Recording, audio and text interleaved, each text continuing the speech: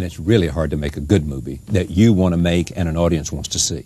Yeah. Sometimes you can make a good movie you like and want to make an audience doesn't want to see it. Sometimes you can make a movie that an audience wants to see. I've been there. I've been there a couple times. I'll probably be there again. Do you want to direct anything that you don't write?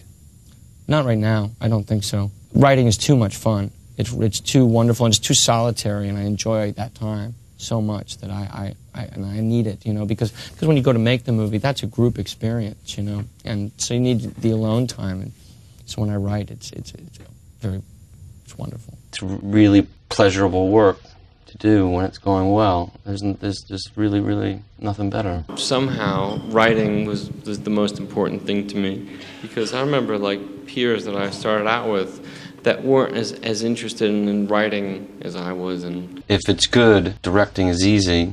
Directing can be easy. Directing can be really difficult if the writing's not right. So it's just that idea that it begins and ends with the writing. Yeah, and honestly, then it goes back to what we talked about before, is how much was I thinking of Daniel at the beginning? I mean, I must have been thinking about him a lot, because I think that's how I did a pretty good job writing. Well, if I'm going to go to him, I better get my act straight. I better have this well written by the time I knock on his door. There's never a day that goes by that I don't write.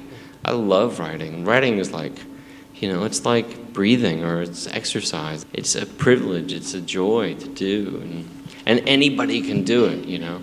It's like playing piano. It's not that fucking hard, you know.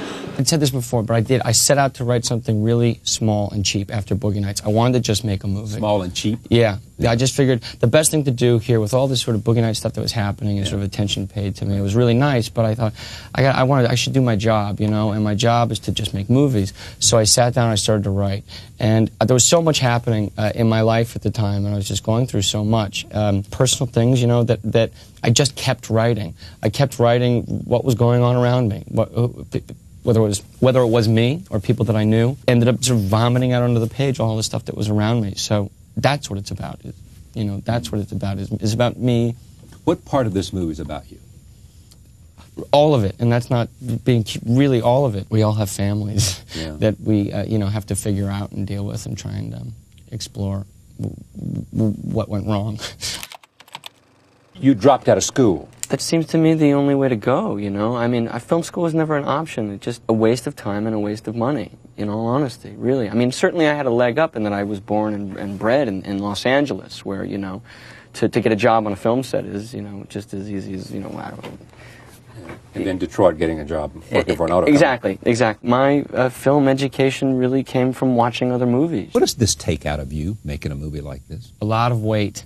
Yeah, physically, it takes so much out of you, and I think, you know, you start to forget a lot of stuff around you, unfortunately, or I have at least for the past year, sort of neglecting my life and friends or family, and just been so tunnel vision towards finishing. You live at 18 hours, 20 hours a day. Yeah, and it's a hard thing, because you come home and you wanna be able to have dinner and talk with your girlfriend, but you just fall asleep, you know, or it's so debilitating. And I don't want to complain, because this is a great job to have, but you start to, now that it's over, I'm starting to look back at some of the pieces that I've dropped along the way of my life, and trying to figure out maybe a new way to try and do it, to, you know, to be as dedicated and committed, but also to have a life, you know. What do you think Scorsese and Altman and Mamet and Demme have in common? Just a persistence of vision. I think they all have kept their attitudes, you know? Yeah. It doesn't seem like any of them are lazy. They just don't stop. I mean, there's something about, I think, all four of them that is the biggest trick, I think, is that they're incredibly selfish filmmakers, you know, in the best possible way. You know, they're really making themselves happy first. You can watch any of their movies and you know you're watching. It has a stamp, a signature. Exactly. I don't have a job as a director to the actors. That's my theory, is that my job to them is as a writer. It's like, write them a good part, do my job there, and then write a good part, choose the right person to play it. Exactly. And then I will have done my job. As a director, it's just like keeping your sense of humor and every once in a while reminding them to keep it simple, you know. And I know that if I'm a good fan and it's a great atmosphere and the only direction I should really ever give to an actor is keep it simple. because it's very easy to get carried away with a performance. You know what I mean? Whether you're crying, you can start to cry too much. It's just very easy to follow through on the emotion. You know, and every once in a while, you just have to say it's okay. Just bring it down just a little bit. You know, that's the job. Casting and writing are kind of the same thing to me. You know, because I write parts for actors that are my friends, or actors that I don't know that I really want to work with, like Julianne Moore is someone whose work I just love. I think it's about the relationship that I have to the actor, you know, because most of us are friends, and there's this accident that's happened or whatever it is, I don't know, that they trust me, you know, and I trust them. So many times you see so much description of what the character's supposed to be feeling and stuff in screenplays, and it's just a big mistake. It has to be done through dialogue and what they do. What are they going to do? Are they going to walk across the street, you know? Then that's a character trait, you know? They're making that decision.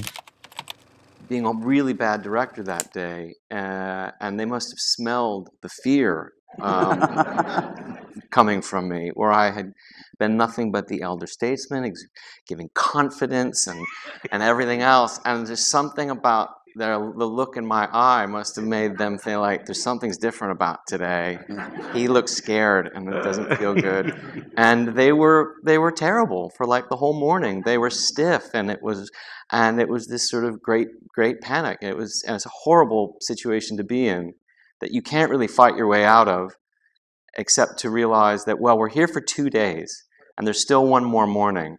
And if we can get something under our belt that feels good, then we can attack this again. What do you all do when fear suddenly comes on? You fake it.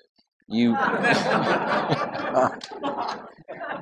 pretend that you're not scared. At the same time, like that's also where the joy is. If you're a junkie for that kind of like fear or getting out to a place where you're uncomfortable, that's the thrill. It's exciting when things get nervous. It's probably a sign that something's going right. You know, I want to get my slice Get your of pizza, man. Sorry. I just want to get one. Oh, shit. Yeah. This would be a taco. Okay.